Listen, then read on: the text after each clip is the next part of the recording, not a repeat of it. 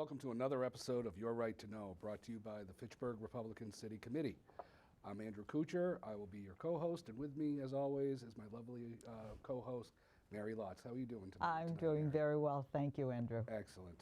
So the topic for our show this evening is election integrity, what you should know in this presidential year. And our guest this evening is Kathy Lynch, MassGOP Committeewoman and candidate for the same office in the Worcester Middlesex District. How are you doing tonight? Good, thank you, Andrew, and thank you, Mary, for being here. Kathy, why don't you just introduce yourself to our viewers? Okay. My name is Kathy Lynch. I'm a Republican State Committeewoman in the 1st Middlesex District, and I'm running for re-election in the Worcester Middlesex District. So it'll be very much different because I'm gaining 8 new cities and towns and keeping just 2. But the people are wonderful.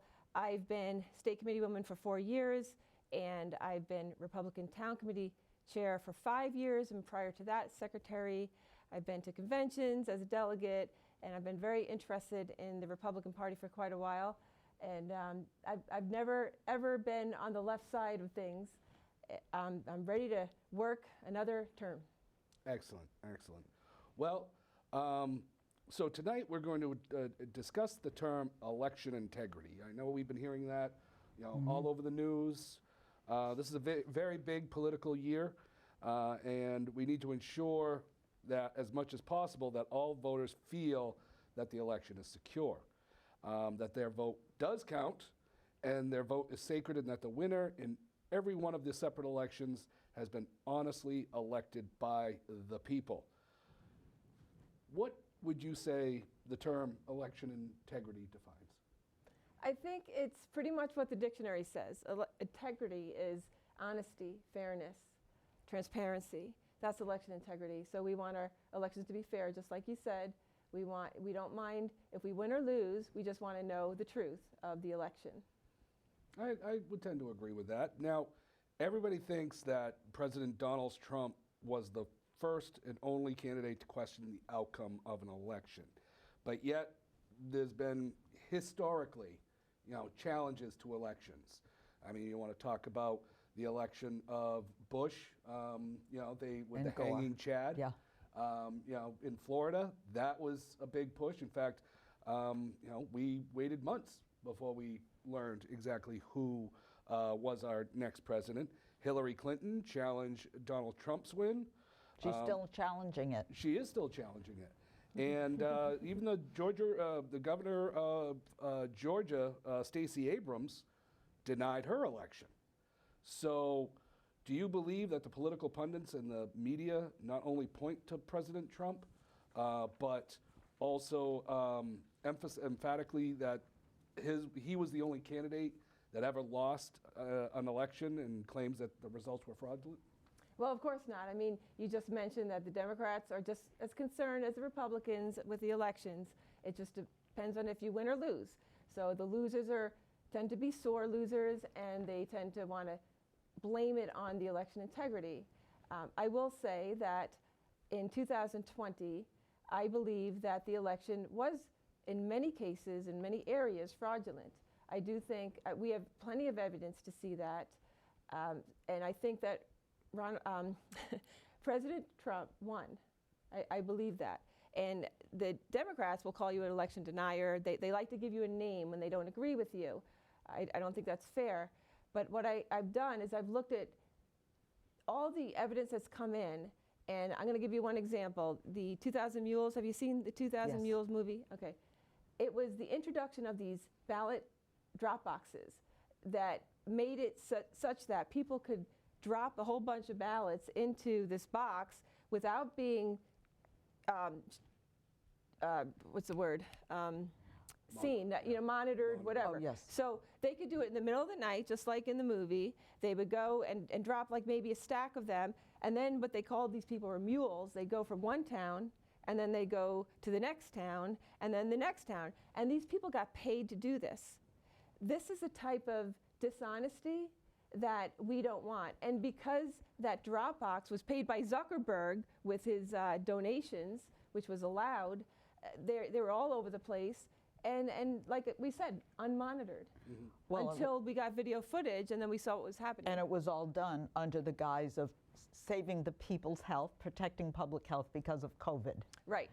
We have no more pandemic, but we still have the drop boxes. That's right. And if we want to look at what happened in Connecticut just last year, in Bridgeport, they had to, a judge had to intervene and stop an election because of the drop box mess where they had photos on live videotape of people dropping off ballots after ballots after ballots. Yeah, and he and had to cancel the election. this mail voting, Mary, has been a real issue too, because, well, look at the example of in Lawrence, Massachusetts, where there was a woman on video footage, again, being caught taking a ballot out of someone's box. So that voter, when he went to the polls, he's like, they said, well, you voted already. He said, I did not vote already.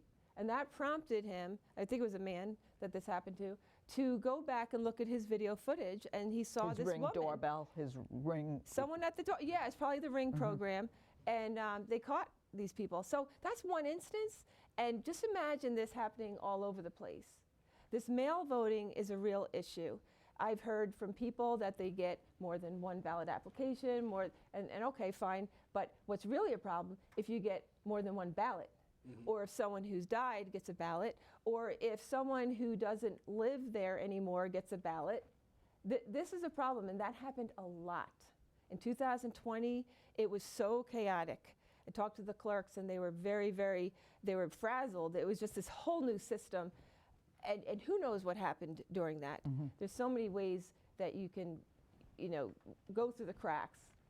Now, one thing that I wanted to point out, because you were saying that, people, get upset after they lose an election. Well, the public gets upset after they lose an election, but it seems like it's really only the left side of the country that riot. The Republicans, if they lose an election, they get up and they go to work the next day. My guy didn't win, but it's really the left that needs to take a mental health break for the week off because their person didn't win. And I mean, look at what happened after Donald Trump won. We had riots in the streets.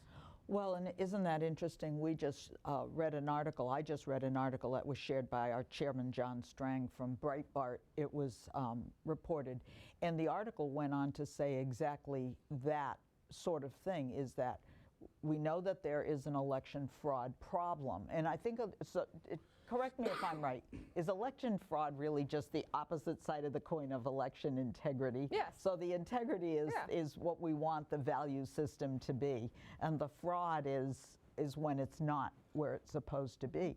And one of the things that the Breitbart article pointed out was that it talked about all of these things, the Dropbox problem. Another thing that it talked about, which I never really thought about, is that you have, in the old days, they'd have postmarks. You'd have, if your ballot wasn't in the mail, in the clerk's office, by close of business or midnight on election day, or if it wasn't picked up out of a drop box by close of business or midnight election day, it wasn't counted. Now we have like election season, where we're going on a month, 2 months, 10 days, 2 weeks, that the judges are allowing ballots to still come in and be counted. So how can you say, we know by midnight, or we'll say 24, 48 hours after midnight, the presumed winner, media is calling the election right away. And yet now we have 2 weeks open season where we can still count ballots. That doesn't make sense. They're supposed to put all the ballots in, all the people who mail them in, and it should be picked up at 8 o'clock latest, because they got When it in the on polls time. close. Right, so then they have a few extras left, and if you're in a city, it's more than a few, right? But that's the rest of it, except for some absentee ballots that come in through the military a few days later. So there is a period of time. It should not be that long. It should be only a few days to a week, and then we know the official. It doesn't take that long. It's specified in the Massachusetts law how many days that they have to get this done. So it's only if there's a real issue that you'd be going on longer than that. What interests me, though, is at the end of the polling time at 8 o'clock, that they're calling elections. How do they know that right away? And a lot of people come to me, how do they know at 8 o'clock who won? That means they've been keeping track all day long. Yeah. And that's, I thought that all the ballots should be in, and then at the end of the night they'd be counting. That's what we want it to be. We don't want to have it called when they've been tracking it all along, because imagine this. Say you have some dishonest people in the audience like, oh geez, we're falling behind. Who can we call to get in here now to, get our person in? You see what I'm saying? Yes. Well, I mean, that's what, wasn't it Michigan, where overnight there was a spike of, Well, the ballot dumps after midnight. Right. So In the Trump, there was a spike in the 2020. I believe it was in Michigan. Don't quote me, but I think that was the state. And it was literally a vertical line for Joe Biden. And that was statistically Impossible. inordinate, because not one, statistically, they were all for Joe Biden. Right. Because they knew exactly what they needed. Got to make you wonder, Yeah. what they're doing. Some people believe in the end justifies the means, and others believe that the means justifies the ends. And, you want to make sure that you're doing the right thing at all times. What about the Dominion voting machines? After the last election, there was so much talk about the Dominion voting machines. We use Dominion in Yeah, so do we. Fitchburg. And I think there's probably a state contract to get all Dominion voting machines. I worked the election polls. I was formerly clerk of my ward. I always stood right at the ballot box. There were problems with the Dominion machine, but I didn't notice a problem with a count. I noticed the problem, they got jammed a lot, especially when in a large election turnout, they just couldn't accommodate the numbers of ballots that were going through them. But then afterwards you start to think and you start saying, is there truth to the fact that the Dominion machines are somehow altered, that we put a ballot in that says I voted for Andrew, I circled Andrew's name, I don't know what that machine read when I put it in. I don't know. Have you heard any, in your research, have you done any research or have you gotten any information on that type of fraud? Well, with the machines, it's concerning, number one, because any digital program can be hacked. And you can talk to cyber security experts and they know that it can be hacked into. So that's a real issue with the machines. The other thing is the jamming you spoke about. If it jams so much that they have to swap out a machine, things can happen during that process too. So we want an election process that's just smooth, that's reliable, that don't make people say, wait, what happened? How come this keeps on spitting back at me? What's wrong with this? And how do we know that this isn't hooked up to the internet? I mean, we do have wireless technology. What makes you think? Just made people question and so much. every step of the way, we need to be able to verify that everything's okay. Now, the way our electoral system is set up is that you're supposed to have the two major parties watching the whole process. So you have representatives from the Republican Party and you have representatives from the Democrat Party, and they're watching the whole process from beginning to end. And I'm talking about every time they're handling ballots, even before the polls open, the half an hour before, and then all through the day, and then when they're counting ballots after at the clerk or town hall office, because it's not done yet.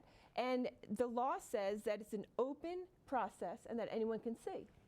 Now, I worked with some poll observers in the last election, and they were told that they were getting pushback on observing the election.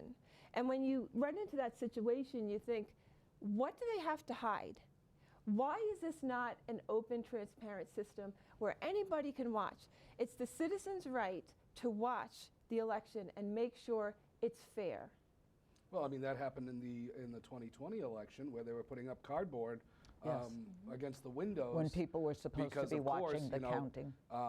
There was COVID, and and you had to stay 6 feet apart, which has come out that never really helped. In fact, it was an old study that they took that from the Spanish flu, where the droplets of water coming out of your mouth, 6 feet. But that was an old study, and come to find out, it really never did any good, the 6 feet distance. But it was yet another excuse to try to taint the election. And when they're putting up cardboard so people can't see what they're doing, it's a natural human reaction to be, what are they doing? Why are they hiding it from me? Right. Exactly. And that's when you had the reports of big cartons of ballots coming out from under the tables. And there was video of people taking ballots out from underneath the desk after everything was locked up, after they told everybody to go home, and they bring it out. Of course, the media is silent on that. Well, I always wonder when you start hearing about, we just found a trunk load of ballots, voted upon ballots in someone's trunk. Well, I don't know how it's done in some other locations, but I know at the end of the night, all of our ballots are secured and they're locked down with numbered locks, and those are transported to the city clerk's office by police. I don't know how it's done elsewhere, but there's no ballots floating around in people's trunks in Fitchburg that are legitimate ballots. This is an important point I need to make. With any system, Second Amendment, a gun, whatever, it's not the system necessarily, it's the people who run the system. So you can have machines, and if they're operating properly and you can verify that it's right, okay, that can be a great aid. If you have people transporting the ballots from one place to the other, that's fine. But if you get some criminal that comes in there and does some swapping or does anything along the way, manipulation of some type. It's the people, it's the integrity of the people working the job. And not everybody in this country is dishonest, but there are some who are. And not everybody in your own town clerk's office or anywhere is going to be dishonest. So you're going to have pockets where things are fine. The elections were fair and they're fine and they're true. And then you're going to have pockets where it's not. And with the machines, it could take one person just pushing a button to flip the votes and do something wrong or hack in. So you have to understand like that all the many parts of the electoral process can be tampered with by dishonest people. So what we really want are eyes and ears on the whole election process as best we can. And we need cybersecurity experts on from both sides. I'm not just talking government ones, or I'm not talking about, the Democrat Party. We need to verify. That's my whole point, is that we need to verify the votes. One thing I like is when we have a recount. Because when you have a recount, you have one side on one side of the table that represents one candidate, and the person or the team on the other side representing the other candidate. And you have watchers from both sides making sure that the numbers were called out, and the names and numbers were called out, and then they verify it by watching and saying yes. And then at that moment, you could challenge, right? So, but I felt very comfortable about that process because there were two sides from opposing sides looking and agreeing that it was a fair count. But let me just say this too. That doesn't mean that election was fair necessarily. It just means that the way they ran that election was consistent with how the recount went. Because if there was something that happened beforehand, like stuffing ballots and putting them through more than once or something like that, any other system or process that was used that was fraudulent in the first election can be replicated at the recount. But it is one check, which is good. I thought it was interesting in last month's show that Andrew did. You had a panel, and you talked about, a little bit about the November election, and then pivoted off into 2024 in the presidential election. And one of the things that people talked about, and what you talked about, was low voter turnout. And I think low voter turnout is a real problem. But one of the reasons the panel speculated for low voter turnout is that people have no faith in the validity of the voting process. In other words, they say, it's all crooked anyway. Why should I even bother voting? And there's probably, I guess, there's a lot of truth to that. Yeah. Even though we don't like to think of it, but people don't go. Look at in your own election in our own ward. We had a low voter turnout. I mean, we should have 80% voter turnout at any one election, whether it's the local, the municipal elections versus the presidential. We should have election turnout that high. We're lucky if we get in municipal elections 20%. Yeah, that's true. You know, this was, I mean, considering it was a very contentious mayoral election, there was considerably low turnout. And I do think people think that, oh, my vote just doesn't count. Especially in this state. I think we need to, with anything, kind of look at the root of the problem. I think there's a lot of apathy, and a lot of people don't understand the importance of it. Think about the schooling that our children get, and think about, do they talk about history that's in an exciting way? Do they engage them in those lessons? Do they talk about civics and government? Do they learn these things and light the fire of interest? No, they don't. So these children come out of school, and there are some programs, I'm not going to say it's black and white here. I'm saying that there's not enough, so that these people come out of school, the students, and they just feel like, you know, I don't really care. I mean, I have a job, I can go home, I can take care of my kids, and this is how I do my life. Politics is bad, you know, they're so nasty. I don't like politics. I don't like the politicians. I don't really like who's running. I don't know the politicians, so the information isn't getting to them. They don't want to vote for someone they don't know. So this is like a big thing. So you're always going to have people that just don't care. And there's been all sorts of efforts to try to get people to care more about elections, and they're not being very successful. And then, of course, add the icing on the cake, and that is it a fair election? I mean, is it worth it? I mean, do I know that it's going to be the right result? I mean, you know, you can. I mean, the mail-in voting. I mean, voting you're supposed to actually go and do. You know, it's your civic duty. You're not supposed to just sit on your butt and mail in your vote. You know, that's the problem. That's the problem with mail-in voting. Does it make it easy for people? Yes, but it's a lot of danger of fraudulent behavior.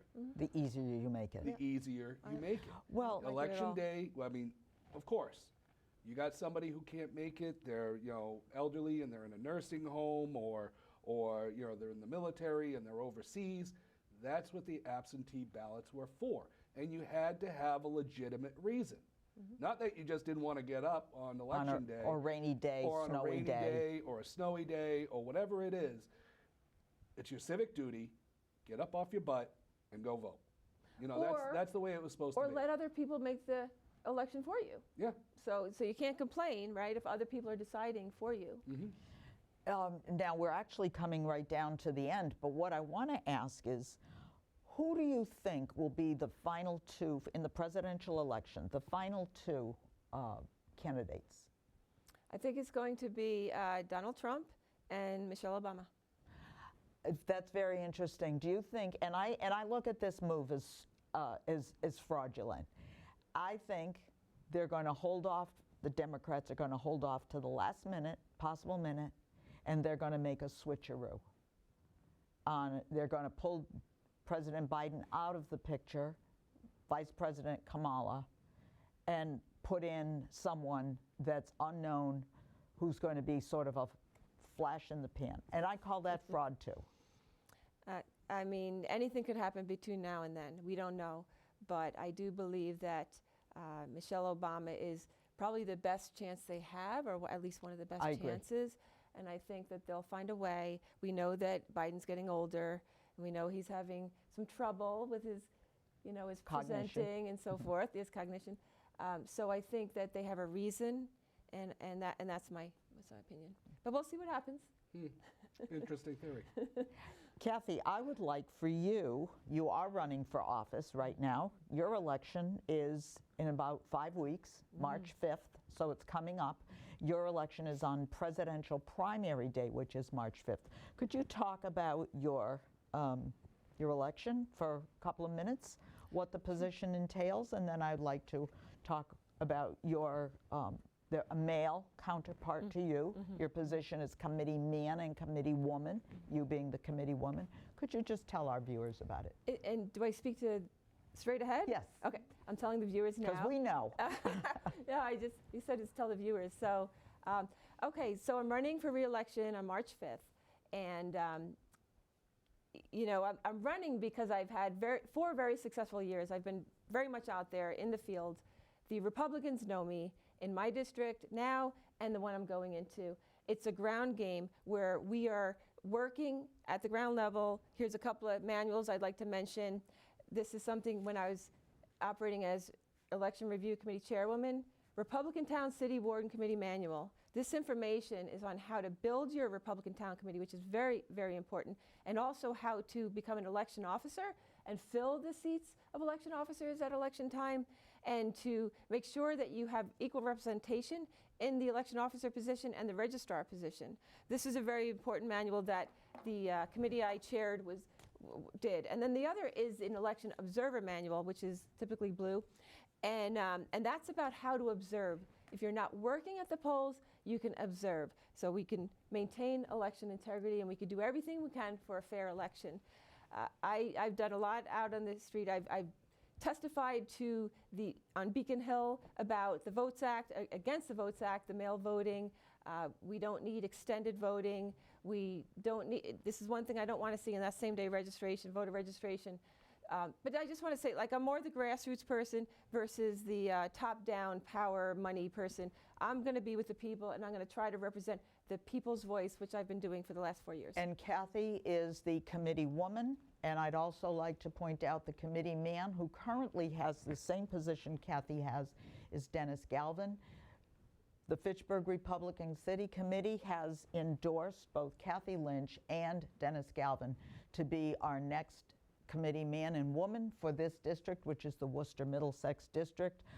We support you because Andrew and I, our committee, we all know you. You've worked with us, both of you have worked with us hand in hand for the last, 4 years, perhaps. We've known you for that long, and we definitely support you going forward in the election. We ask all our viewers, if you see, when you go to the polls, if you pull a Republican ballot, which means even if you're an unenrolled or independent voter, if you pull a Republican ballot, you look and you pull for Kathy Lynch and Dennis Galvin. And we thank you for watching Your Right to Know tonight and sitting in with the Fitchburg Republican City Committee. We want you to remember that your local or city or town Republican committee holds dear your constitutional rights and your conservative values. To us, we believe the GOP stands for growth, opportunity, and prosperity for all people, and we always stand for freedom. And go vote on March 5th. It's your primary. Do it. Thank you. Good night. America, we stand for freedom. So let us all unite to yearn and strive for our republic that reflects our values, that preserves our rights, and goes forth in power and might, that reflects our values and preserves our rights, and goes forth in power and might.